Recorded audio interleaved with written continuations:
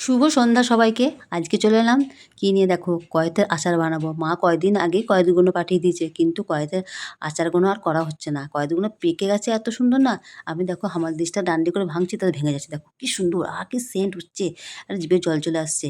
মনে হচ্ছে কখন খাবো কিন্তু আমি কাঁচা খাবো না। এটাকে আমি আচার বানাবো। তো আমি কিভাবে আচারটা বানাবো সেটাই আজকে তোমরা দেখতে থাকো। আর ছোটবেলায় তো জানো এই কয়েতের জন্য আমরা খুব মারামারি করতাম বন্ধুদের সঙ্গে। আমরা সব বন্ধুদের মিলে একটা গাছ ছিল আমাদের ওখানে। আমরা গাছে সব গোড়ায় কুড়াতে যেতাম। দুপুর হতো আর কুড়াতে যেতাম। কুড়িয়ে নিয়ে এসে সবাই মেখে খেতাম। আর বলতো ও বলতো ওইটা আমি কুড়িয়েছি, ও বলতো আমি কুড়িয়েছি, আমার ভাগ কই? আর এখন সেসব তো দিন চলেই গেছে। তা কয়েদগুলো আমার সব ভাঙা হয়ে গেল।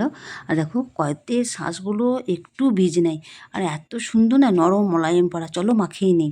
একটু ভাজা মশলা বানিয়ে নিয়েছিলাম প্রথমে। আর এখানে দিয়েছি কাঁচা লঙ্কা, নুন, শুকনো লঙ্কা, তেজপাতা। কড়াই গরম হয়ে গেছে। কড়াইয়ে আমি তেলটা দিয়ে দিলাম। তার মধ্যে শুকনো লঙ্কা দুটো দিয়ে দিলাম। একটা তেজপাতা দিলাম। আর একটু পাঁচফোড়ন দিলাম। চলো তেলটা আসুক। তারপর তেলটা আসার পর আমি কয়েতটা দিয়ে দিলাম। কয়েত মাখাটা। আর একটু নুন দিয়ে দিলাম।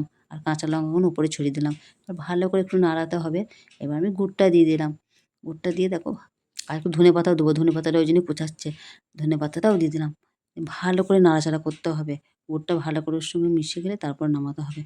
আসলে ভালো করে নাড়িয়ে নিলাম। দেখো ভাজা মশলাটা ওপরে দিয়ে দিলাম। আমার কিন্তু আচারটা রেডি হলো। দেখো আমি আচারটা নামিয়ে নিলাম গ্যাস থেকে। তা আচারটা এত সুন্দর হয়েছে না, খুব সুন্দর হয়েছে। আমার নিজেরই দেখে মনে হচ্ছে কখন খাবো। তা চলো আচারটা আমি আজারে নিই। এটা অন্য জায়গায় কাঁচের জারে রাখলে ভালো হবে। তো ঠান্ডা হোক তারপরে কাঁচের জারে রাখবো। আর একটু বীজ নেই, ২-৪টে বীজ। আর আমার দেখে জানো তো আচারটা জিভে জল চলে আসছে। একটু লেবুর রস দেবো ভেবেছিলাম, ভুলে গেছি। দেখো আমার মনে হচ্ছিলো আমি কখন একটু আচার খাবো। তা সন্ধে হয়েছে তো কী হয়েছে, একটু আচার নিয়ে বসে গেলাম। আর খেতে দারুণ হয়েছে, মুখ আমার একদম ছেড়ে যাচ্ছে। তোমরা কে কে আচার খেতে ভালোবাসো চলে এসো, সবাইকে আমি এই কয়েতের আচার খাওয়াবো, সবাইকার মুখ ছেড়ে যাবে।